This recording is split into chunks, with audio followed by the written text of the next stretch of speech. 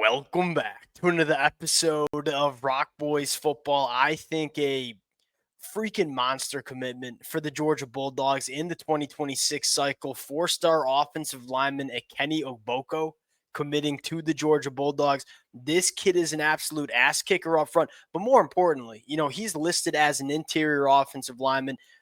You're crazy if you don't try this kid at tackle first. I mean, these kind of dudes do not grow on trees. 6'6", closer to 300 pounds going into his senior year. I think elite athleticism. And when you find guys that have the frame to play tackle in the SEC, as well as the athleticism to play tackle, at the very least, you have to try him at tackle before you move him to guard. You do have some position flex. I think he's going to be a damn good guard if he does play there.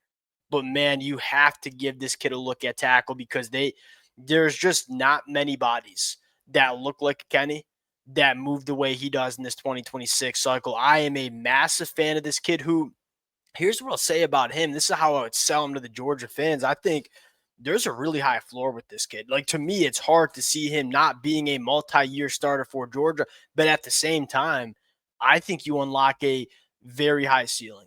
Very rarely do we talk about guys that have high floors and high ceilings. I think Kenny's one of those. This was, outside of Jackson Campbell, this was the crown jewel for Georgia up front on the offensive line, and Kirby Smart gets it done. Really fired up to get into this one. Before we do, and as always, to the Georgia fans, it's been really fun talking this program on the recruiting trail. And as much as it feels like Georgia has had some misses with guys like Jackson Campbell and Mark Bowman, this is going to be a really good cycle for Georgia in 2026. Fired up to kind of break down the rest of the commitments over the next couple of weeks. If y'all do enjoy the content, consider subscribing to the channel. Without further ado, let's get into this kid. And, I want to start with this. Body type. He carries his weight as good as anybody else in this offensive line class in 2026. I think he's closer to 300 pounds.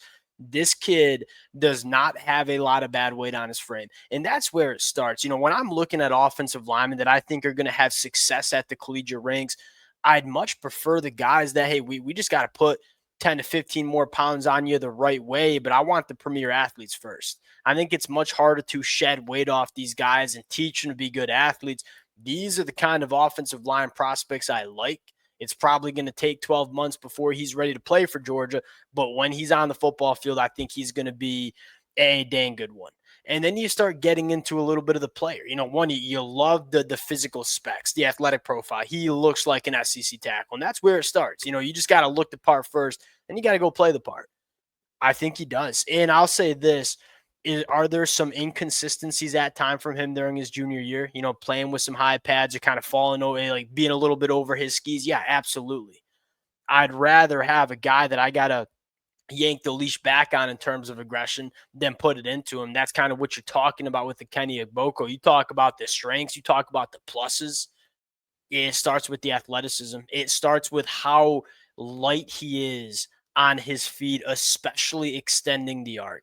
For these big tackles, you see them struggle to get out of their stance and be explosive, especially with some of those more twitched up edge rushers coming off the edge. This guy's about as twitched up as anybody in the country. In terms of pass protection, I think he's going to be very, very strong. And then you take a look at him in the run game and say, because he's so explosive and because he's so powerful, dude's an ass kicker in the run game.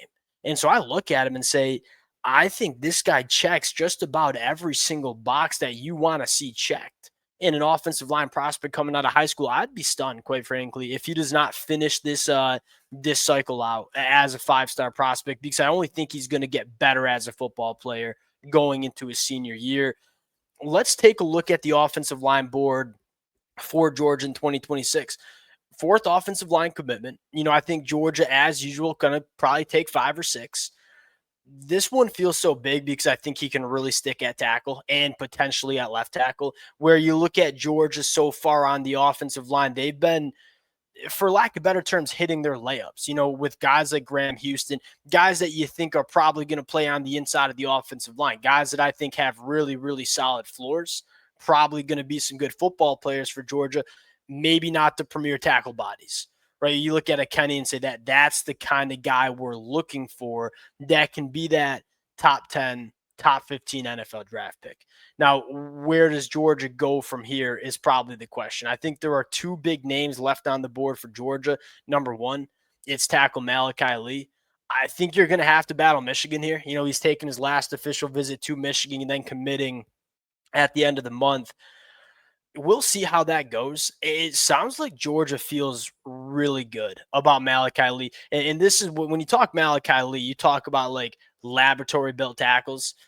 Malachi Lee's one of them. I think Ekene Ogboko probably a little bit more of a twitched up, better athlete. But Malachi Lee, in terms of the size and the length that he brings to the table, this is a guy that you know can play tackle in the SEC. Then you look at Brett Koleje, and it sounds like this is between Miami and Georgia. I think he's taking a visit to USC, so we'll see if USC can get in this one. But it sounds like Miami and Georgia are probably the two teams to beat. For lack of this is a Georgia Bulldog offensive lineman, at least in my opinion. I know Miami's pushing. I know Miami has a good shot. I look at Brett Koleje and say the floor for this kid is so freaking high. I don't know if he has a ceiling as high as Ekene Ogboko, but the floor is going to be really damn high for him. I think he's going to be a multi-year starter wherever he goes on the offensive line, specifically on the inside. Really physical at the point of attack, really clean technically, about as developed technically as you'll find an offensive lineman in this 2026 cycle. It's very rare, in my opinion, that you get to grab guys at the high school ranks on the offensive line that you just feel good about translating to the collegiate ranks. I think Brett Koleje is probably one of those guys. We'll see how Georgia finishes up. I'll say this. I mean, you miss out on Jackson Campbell, and that certainly stung. If you're putting on your general manager hat and say, okay, we miss on Jackson Campbell, but that allows us to take both Ekene Ogboko and potentially a guy like Malachi Lee, Georgia fans are taking that all day. And that's the benefit of operating the way Kirby Smart does, where he casts such a wide net. And, you know, that Georgia Bulldog offer means so much that even when you miss on maybe the top guy on your board, the pivots are better than most Power 4 programs get, even if they get the top guy. That's why Georgia's been on top of the sport. Really like this kid. Big time upside from Ekene Ogboko. I think they'll give him a shot at tackle that I think you'd be crazy not to. And we'll see where he goes from there. I think he's going to be a really good football player with a very, very high ceiling.